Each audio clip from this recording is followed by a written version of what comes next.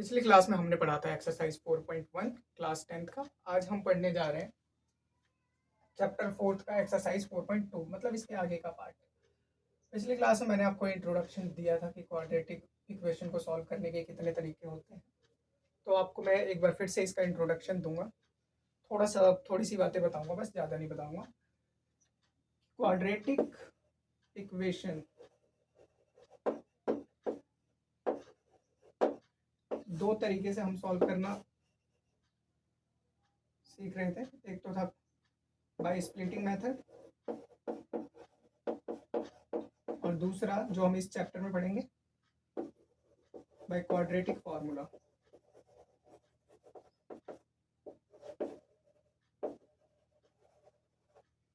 अब इसी मेथड से हमें सॉल्व करना है, जिसको हम कहते हैं फैक्टराइजेशन मेथड। इसी मेथड से हमें इसे सॉल्व करना है। इसे सॉल्व करने के लिए आप क्या करते हैं, सबसे पहले जो ये 10 है इसका फैक्टर बनाते हैं। फैक्टर कुछ इस तरह से, मतलब फैक्टर बनाने का एक बार पूरी तरह से क्लियर कर दूं क्या मतलब है। तो इसका जनरल फॉर्म होता है a x square plus b x plus c equals to 0। और यहाँ पर आपको सबसे पहले ए सी का क्या करना होता है, फैक्टर बनाना होता है। अब ए सी यहाँ पर अगर आप चेक करेंगे तो ए कितना है 1 और सी कितना है 10, तो 10 1s आर 10। इसका फैक्टर बनाएंगे तो आपको निकल के आएगा 2 5s are 10 and 5 1s are 5। अब यहाँ से इसको कुछ इस तरह से अरेंज करना है कि प्लस माइनस करने पर 3 आना चाहिए और मल्टीप्लाई करने पर तो 10 आना ही चाहिए। तो प्लस माइनस क्या, -5 ले लेता हूँ और +2 ले लेता हूँ, तो ये कितना हो जाएगा -3। -5 में अगर 2 ऐड करते हैं तो -3। मतलब ये कि इस -3 को हम ये भी लिख सकते हैं। अब आप इस चीज को देखिएगा, यहाँ पर एक्स स्क्वायर -3x -10 है, तो एक्स स्क्वायर -3x को -5x plus 2 equals to 2x -10 equals to 0। यहाँ से पेयर बनाइए और कॉमन लीजिए। इन दोनों टर्म में क्या कॉमन दिख रहा है, x। यहाँ भी x और यहाँ भी x, तो x कॉमन बचा क्या, x -5। यहाँ से क्या कॉमन, दोनों में 2 कॉमन दिख रहा है, तो यहाँ से 2 कॉमन लेंगे, तो अंदर बचेगा x -5।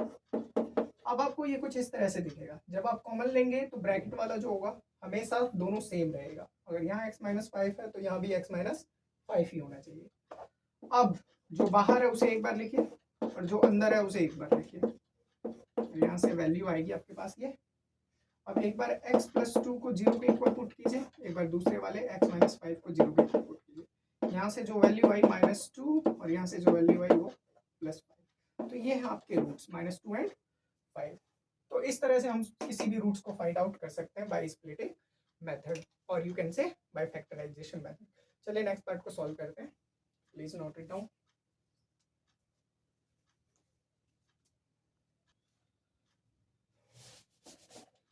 तो हमने पिछला पार्ट सॉल्व कर लिया है, अब हम नेक्स्ट पार्ट सॉल्व करने जा रहे हैं। नेक्स्ट पार्ट में 2x² + x - 6 second part first question का, और थर्ड पार्ट है √2x² + 7x + 5 root equals to 0।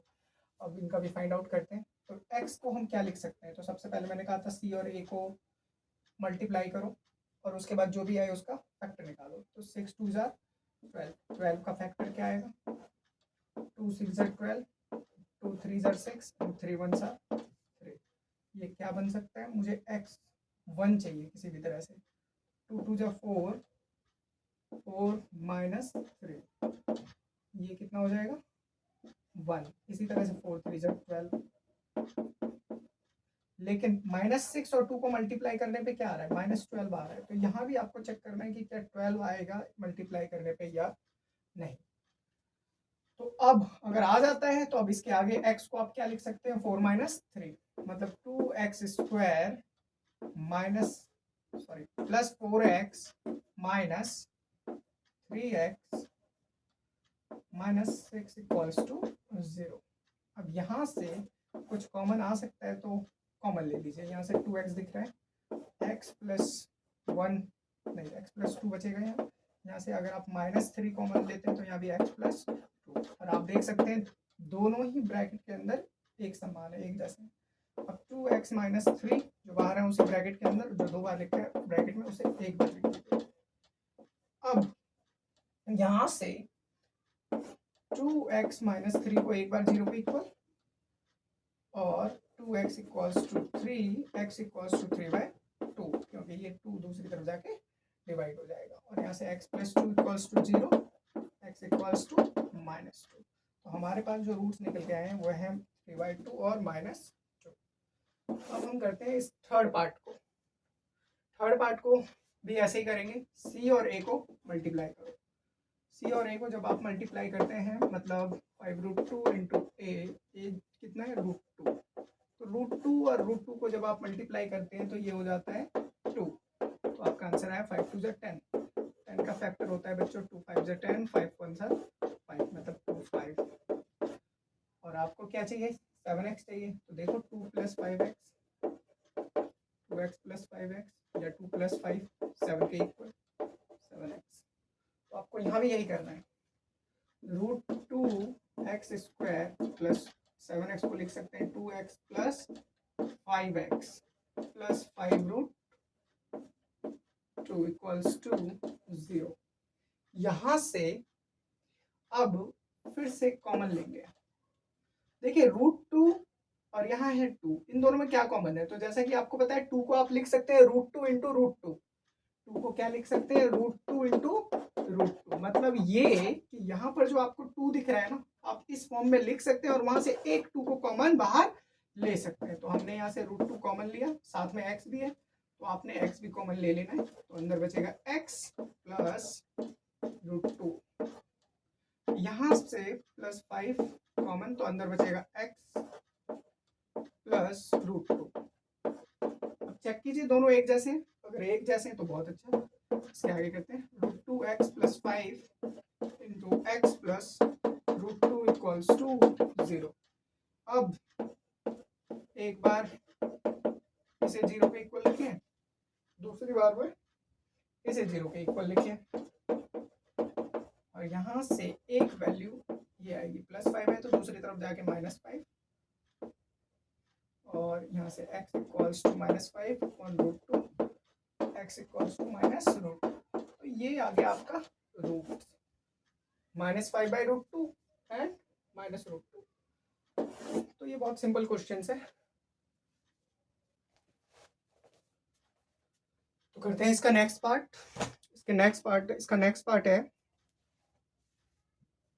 4th 2x² - x + 1/8। जब तक मैं इसे मिटा रहा हूं तब तक आप एक बार इसे ट्राई कर लीजिए।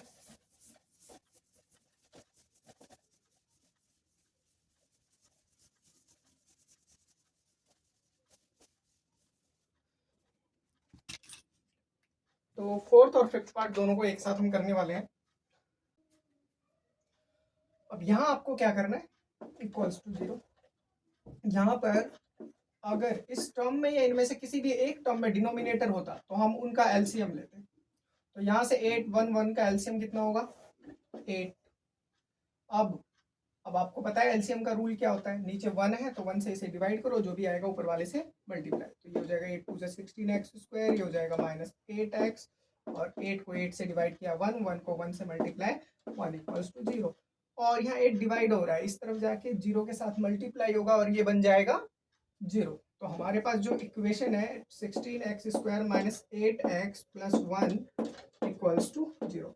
मतलब हमें इसे प्रॉपर करना होता है जनरल फॉर्म में, और आपको पता है कि जनरल फॉर्म क्या होता है, ax² plus bx plus c equals to 0। This is the general equation, और you can say standard equation. Now we will use the splitting method to solve that.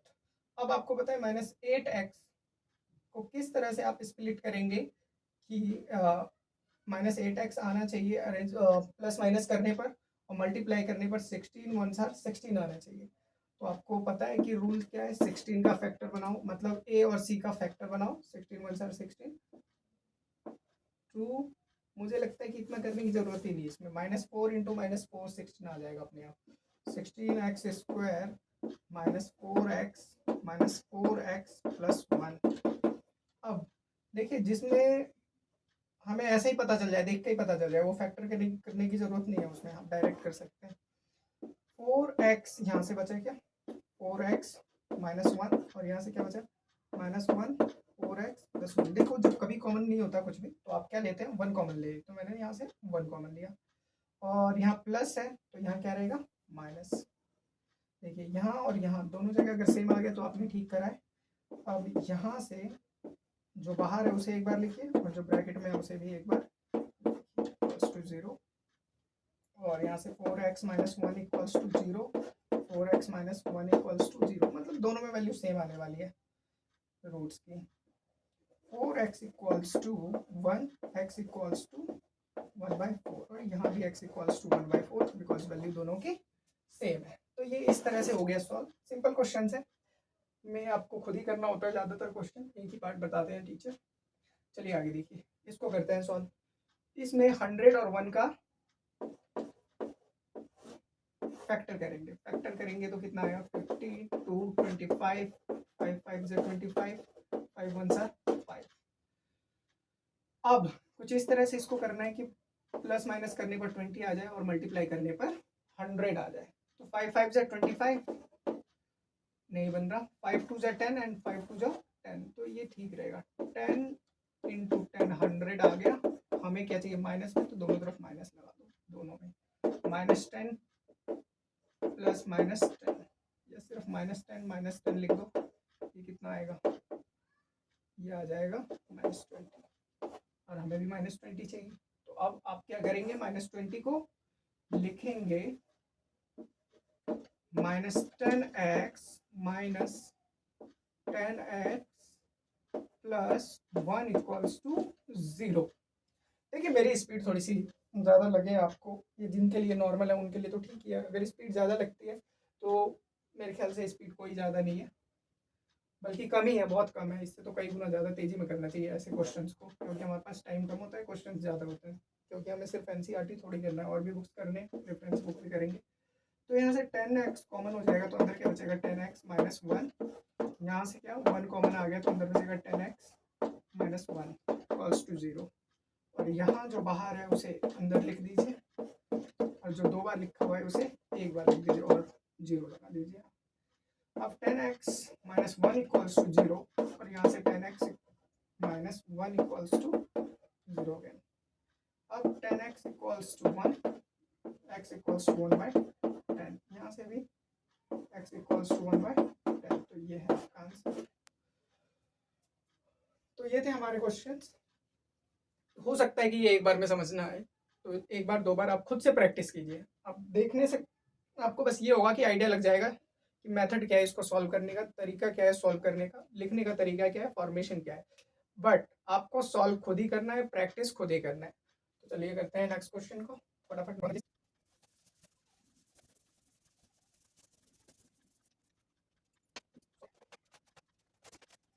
तो बच्चों क्वेश्चन को लिखने में मैं ज़्यादा टाइम नहीं लूंगा, मैं सीधे आपको बताता हूँ कि इसमें क्या बोल रखा है। इसमें बोला हुआ है find 2 numbers whose sum is 27।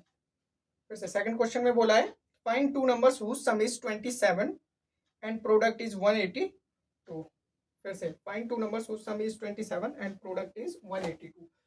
मतलब कहता है कि 2 नंबर है जिनका सम है 27 और उन दोनों को अगर प्रोडक्ट करते हैं तो आता है 182। तो चलिए इसको सॉल्व करते हैं। सबसे पहले लेट कर लेते हैं, डायरेक्ट सॉल्यूशन करवा रहा हूँ। लेट द फर्स्ट नंबर, हम इसे मान लेते हैं फर्स्ट नंबर को x।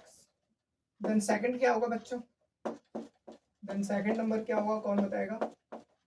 देखिए सेकंड नंबर निकालने का बहुत सिंपल तरीका है। आपको पता है कि फर्स्ट नंबर और सेकंड नंबर का सम कितना है 27। अगर फर्स्ट नंबर को आपने मान लिया x, तो सेकंड नंबर क्या होगा बच्चों, इस x को दूसरी तरफ जाके माइनस कर लो, तो कितना हो जाएगा 27 - x। तो हमारे पास क्या है सेकंड नंबर 27 - x। अब अकॉर्डिंग टू क्वेश्चन हमसे बोला गया है कि 2 नंबरों का प्रोडक्ट क्या आता है 182। तो 2 नंबर जो कि एक x है और दूसरा 27 - x है, इनका प्रोडक्ट है 182। चलिए इसे सॉल्व करते हैं आगे। x को 27 से मल्टीप्लाई 27x, x को x से multiply x square is equals to 182। तो -x square + 27x - 180 2 equals to 0। अब 27x इन दोनों को मल्टीप्लाई कीजिए, a और c को, और 182 का फैक्टर निकालिए। तो यहाँ निकालते हैं 182 का फैक्टर, देखते हैं क्या आता है। 2 9 से 18, 2 1 7 2 एंड 7 को 13 टाइम्स में, 13 1 7 13, तो कितना है 2 7 13। मुझे कितना चाहिए 27x, 7 2 14 और 13, 14 और 13 कितना होता है बच्चों 27, मतलब 27। तो हम इसको कैसे लिख सकते हैं, minus x square plus 14x plus 13x, because इस 13 और 14 को मल्टीप्लाई करोगे तो 182 आएगा और प्लस करोगे तो 27 आएगा। अब माइनस 182 इक्वल्स टू 0। यहाँ से देखिए जो कॉमन आ रहा है कॉमन लीजिए, यहाँ से जो कॉमन आ रहा है कॉमन लीजिए, दोनों को पेयर बनाने के बाद। अब मैं यहाँ से लेता हूँ माइनस एक्स, नहीं एक्स ले लेता हूँ, आसान रहेगा। तो यहाँ का बचेगा माइनस एक्स प्लस 14, और यहाँ से मैं कॉमन लेता हूँ 13, तो अंदर क्या बचेगा x। अच्छा यहाँ माइनस एक्स है ना, तो यहाँ से मुझे माइनस लेना पड़ेगा, तो ये प्लस है तो ये माइनस हो जाएगा, बिकॉज जब आप इसे सॉल्व करेंगे तो माइनस माइनस प्लस। अब यहाँ बचने वाला है हमारा प्लस 14 इक्वल्स टू 0। जो बाहर है उसे अंदर लिखना है आपको, और जो 2 बार लिखा है उसे एक बार लिख देना है, इक्वल्स टू में 0। अब x माइनस 13 इक्वल्स टू 0 एक बार, minus x plus 14 equals to 0। अब यहाँ से माइनस एक्स को दूसरी तरफ भेज देंगे तो x इक्वल्स टू 14, तो यहाँ से x इक्वल्स टू 13। तो आपके पास जो नंबर्स आएंगे अलग अलग नंबर्स 13 और 14 हो सकते हैं वो, और दूसरा हो सकता है 14 और 13, मतलब वही है 13 14। तो आपका आंसर है 13 एंड 14। तो इसे नोट डाउन कर लीजिए, फिर करते हैं नेक्स्ट पार्ट।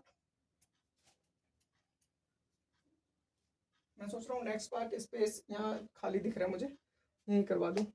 ठीक है यही करते हैं। So read the question number 4, exercise 4.2. Find two consecutive positive integers, sum of whose squares is 365. Again, find two consecutive positive integers, sum of whose squares is 365. तो बच्चों सबसे पहले मैं आपको बताऊंगा कि इसका मतलब क्या होता है। किस चीज का मतलब, consecutive integers, positive consecutive integers. Suppose कीजिए आपके पास कोई नंबर है पॉजिटिव नंबर 5, 5 का कॉन्जिक्यूटिव क्या होगा, इसका जस्ट अगला वाला नंबर 6, 7 का अगला वाला नंबर क्या होगा, कॉन्जिक्यूटिव क्या होगा 8। ये कॉन्जिक्यूटिव कैसे निकलता है, 1 ऐड करके। जैसे आपने 8 का पूछा है तो 8 का क्या होगा कॉन्जिक्यूटिव, 1 ऐड कर दो। अब इस क्वेश्चन में हमसे बोला गया है कि एक नंबर है और उसका कॉन्जिक्यूटिव है। अब बताइए कि इन दोनों के स्क्वायर का प्रोडक्ट अगर 365 है तो वो दोनों नंबर्स क्या है।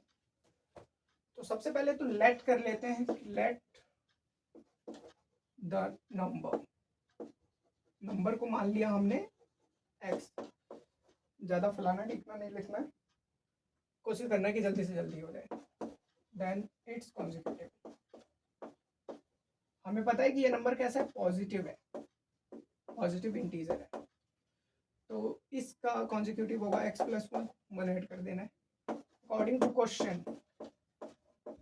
क्वेश्चन बोला गया है कि ये दोनों नंबर के स्क्वायर का सम, मतलब इसके स्क्वायर का और x प्लस 1 के स्क्वायर का सम कितना आता है 365।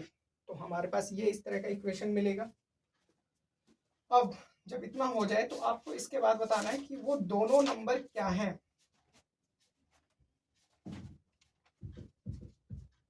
चलिए करते हैं उसके आगे। अब एक्स स्क्वायर प्लस, ये आपको कुछ इस तरह का दिख रहा होगा, ए प्लस बी का होल स्क्वायर। अब मैं आपको ए प्लस बी का होल स्क्वायर तो बताऊंगा नहीं, फटाफट सॉल्व करते हैं इसको। A square plus b square plus 2ab, 2a है आपका x और b आपका 1, तो 1 मल्टीप्लाई होगा तो इतना ही रह जाएगा। अब यहाँ से एक्स स्क्वायर हो जाएगा 2x स्क्वायर, और 364 इधर आके माइनस में हो जाएगा, और 2x तो 2x ही रहने वाला है, तो ये हो जाएगा माइनस 364 इक्वल्स टू 0। यहाँ से 2 कॉमन लेंगे आप, 2 कॉमन लेकर के दूसरी तरफ भेज देंगे तो वो 0 बन जाएगा, और यहाँ से x square plus x minus 182 equals to 0। ये इक्वेशन कुछ इस तरह का दिख रहा है।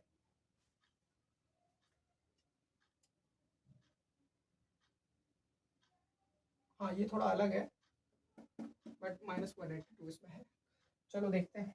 अच्छा इसका हमने फैक्टर किया था तो क्या निकला था बच्चों, 13 एंड 14, 13 इंटू 14, मतलब ये कि अगर 14 में से 13 माइनस करूँ तो कितना आ जाएगा, 1 आ रहा है। तो ठीक है फिर हम यही करेंगे। अब यहाँ से x square plus 14x minus 13x minus 182 equals to 0। पिछले ही क्वेश्चन में ये 182 का फैक्टर किया हमने यहाँ पर, ये रहा, इसलिए मैंने इसको कर दिया इस तरह से जल्दी। x कॉमन, x प्लस 14 और यहाँ से माइनस 13x, 13 कॉमन सिर्फ, अंदर क्या बचेगा x प्लस 14 इक्वल्स टू 0। यहाँ से एक बार x माइनस 13 को बाहर ब्रैकेट में लिखे, x प्लस 14 को देन इक्वल्स टू 0, एक बार x माइनस 13 को 0 के इक्वल और एक बार x प्लस 14 को 0 के। यहाँ से x की वैल्यू -14 जो कि हम ले नहीं सकते क्योंकि नेगेटिव है, और यहाँ से x इक्वल्स टू 13, अगर एक 13 तो दूसरा क्या होगा 14, मतलब ये कि हमारे पास जो इंटीजर्स हैं वो क्या क्या है 13 एंड 14। तो आप लिखेंगे so the integers are, positive integers are 13 and 14। तो बच्चों ये थे हमारे दोनों क्वेश्चंस, फटाफट से नोट डाउन कर लीजिए, फिर करते हैं इसके आगे। क्वेश्चन नंबर 5 सॉल्व करते हैं। The altitude of a right triangle is 7 centimeter less than its base. If the hypotenuse is 13 centimeter, find the other two sides. कहता है कि अगर altitude, the altitude of a right triangle is 7 centimeter less its base, तो किसी right triangle का base अगर x है तो कहता है कि ये इससे 7 सेंटीमीटर कम है altitude. If the hypotenuse is 13 centimetre, अगर hypotenuse 13 सेंटीमीटर है तो हमें क्या फाइंड करना है, find the other two sides. तो बचे हुए ये दोनों साइड्स बताइए कितने हो गए। चलिए एक बार और एक्सप्लेन कर देता हूँ। कहता है कि एक राइट ट्राइंगल है जिसका बेस सपोज करो कुछ भी है, तो उसका एल्टीट्यूड कितना है, एल्टीट्यूड मतलब जो परपेंडिकुलर हो, परपेंडिकुलर कितना है, ये एल्टीट्यूड कितना है x माइनस 7, मतलब 7 सेंटीमीटर कम है। और कहता है कि अगर इसका हाइपोटेनस साइड, जो लॉन्गेस्ट साइड होता है किसी भी राइट ट्रायंगल का, उसी को हम कहते हैं हाइपोटेनस, वो 13 सेंटीमीटर है। तो बचे हुए दो साइड्स बताइए, मतलब ये दोनों फाइंड करना है। तो अकॉर्डिंग टू पाइथागोरस थ्योरम हमने एक चीज पढ़ा हुआ है कि perpendicular square plus base square equals to hypotenuse square. इसी का इस्तेमाल करेंगे। लेट करते हैं, let the base of right triangle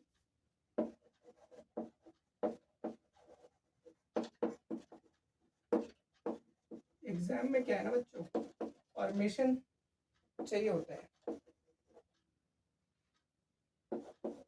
then its altitude is equals to x minus 7 centimetre according to question. सीधे सॉल्व करेंगे। अब अकॉर्डिंग टू क्वेश्चन आपको पता है कि perpendicular square plus base square is equals to hypotenuse square. और क्यों लिखा है हमने, because of Pythagoras theorem.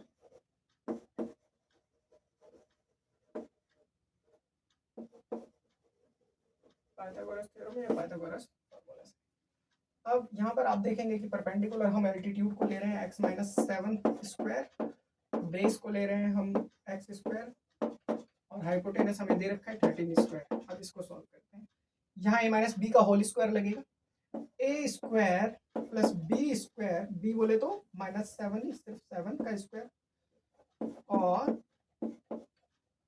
-2ab, -2 into a into b plus x square, और 13 का स्क्वायर 169। अब एक्स स्क्वायर प्लस 7 का स्क्वायर 49 माइनस 2x और 7, 7 टू जा 14x plus x square equals to 169। और इसको प्रॉपर सॉल्व करते हैं, x और x square 2x square minus 14x, और ये 169 इधर आके माइनस करेगा तो ये कितना हो जाएगा, 9 में से 9 माइनस करा 0, 6 में से 4 माइनस करा 2, मीन्स दैट 120। देखो सब में 2 कॉमन आ रहा है, तो 2 कॉमन लेते ही बचेगा एक्स स्क्वायर -7x और यहाँ से -60। ठीक है, अब 60 और 1 का फैक्टर करते हैं। 60 का फैक्टर सबसे पहले 60 का फैक्टर होगा 230, 215 एंड 3 5 are 15, 5 1 are 5।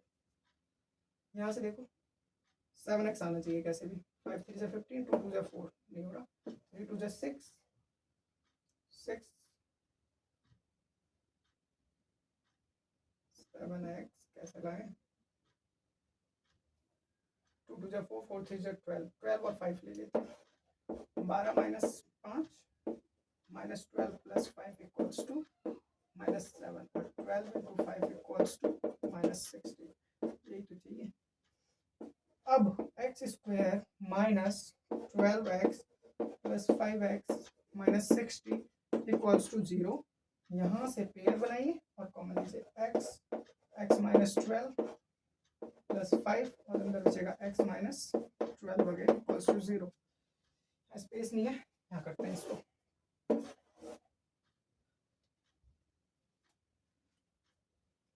अब x + 5 को एक साथ और जो 2 बार लिखा हुआ है ब्रैकेट में उसको 0।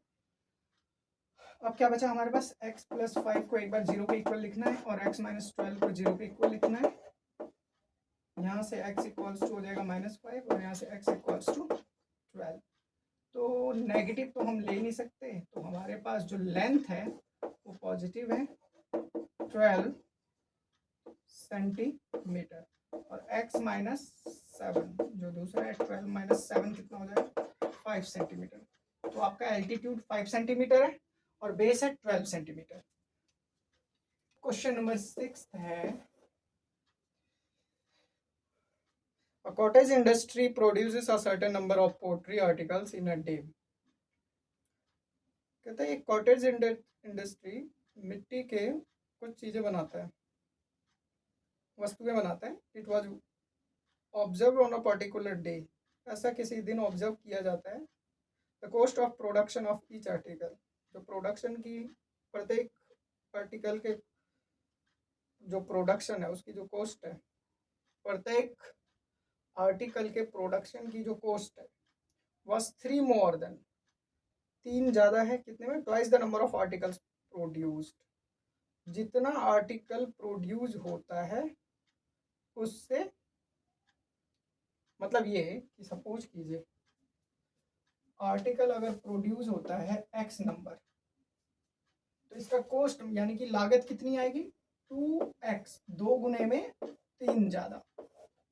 ये तो था कि इतना आर्टिकल बना, प्रोडक्शन क्या हुआ इतना। अब इसको बनाने में खर्चा कितना आया, इसको बनाने में जो खर्चा आया है वो ये आया है, इस आर्टिकल के जितना ये प्रोडक्शन हुआ है उसके 2 गुना में 3 ज़्यादा, इतने रुपए कॉस्ट आ गया इसका। अब इसके आगे,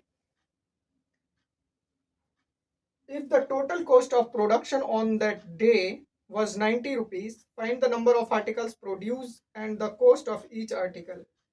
तो आपको बताना है कि एक दिन की जो लागत लगती है वो टोटल 90 रुपये लगती है। तो आप बताइए कि find the number of articles, articles कितने प्रोड्यूस हुए और साथ में खर्चा कितना आया। तो सबसे पहले अपने को करना क्या है कि कितने आर्टिकल्स एक दिन में बनते हैं वो, let the number of article produced,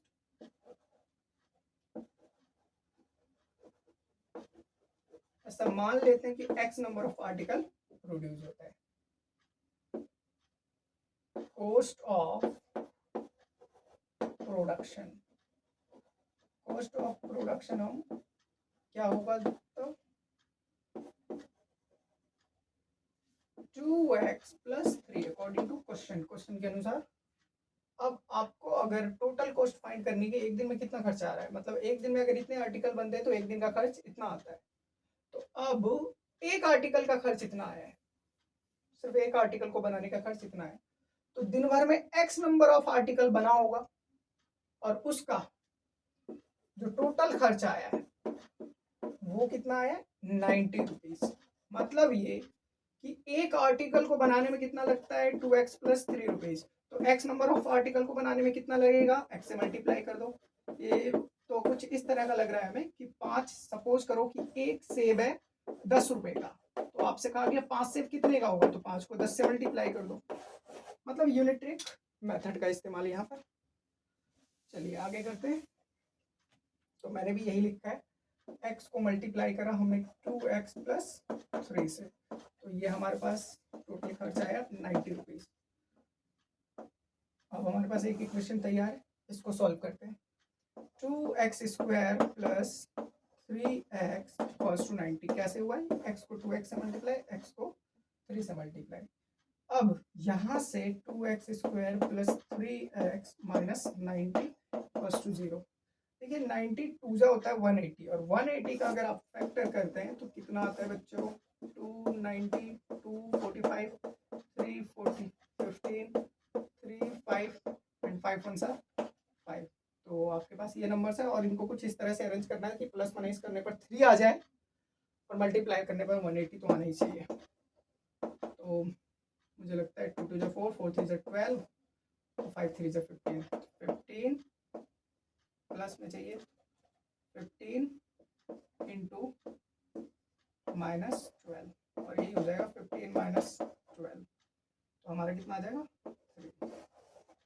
3 को हम लिख सकते हैं अब 2x square plus 15x minus 12x minus 90 equals to 0। यहाँ से x कॉमन, 2 प्लस इन दोनों में देखो क्या कॉमन है, सिर्फ x दिख रहा था मुझे तो मैंने x कॉमन ले लिया, अंदर क्या बचा 2 और x प्लस 15, यहाँ से दोनों में 6 कॉमन दिख रहा है बस, और माइनस, तो माइनस 6, अंदर क्या बचेगा 2x और यहाँ plus 15 equals to 0। x minus 6 into 2x plus 15 equals to 0, क्योंकि दो जो सेम होते हैं उसे एक बार लिख दो, जो बाहर है उसे लिख दो ब्रैकेट में। अब x माइनस 6 को 0 के इक्वल पुट करो और 2x प्लस 15 को 0 के इक्वल पुट करो। चलिए आगे करते हैं इसको। x माइनस 6 का तो यही हो गया, x इक्वल्स टू 6, और इसका भी यही खत्म करते हैं। 2x is equals to minus 15, x equals to minus 15/2। तो ये तो हम ले नहीं सकते, तो हमारा पॉजिटिव है। नंबर ऑफ आर्टिकल्स आएगा हमारा कितना होगा बच्चों 6, और कॉस्ट कितना होगा, cost of production 2x plus 3, जो कि कितना हो जाएगा 2 इंटू 6 प्लस 3, 6 2 12 प्लस 3 15 रुपीज़। मतलब ईच आर्टिकल का कॉस्ट कितना हो जाएगा, प्रोडक्शन ऑफ ईच आर्टिकल 15। तो बच्चों ये हमारा एक्सरसाइज 4.2 हो चुका है कंप्लीट। बाकी करते हैं नेक्स्ट की क्लास में। तो आज के लिए बस इतना ही, और एक बार में कुछ भी आना थोड़ा सा संभव नहीं होता, तो आप इसे प्रैक्टिस कर करके सीख सकते हैं। ज़्यादा प्रैक्टिस नहीं, जैसे मैंने एक बार अभी पढ़ाया तो एक बार आप इसे खुद से कर लें, बस काफ़ी है। एक दिन में अगर आप 5 से 7 क्वेश्चन भी करते हैं तो भी बहुत बड़ी बात है, तो भी आप इजीली सिलेबस को सॉल्व कर लेंगे 6 महीने के अंदर।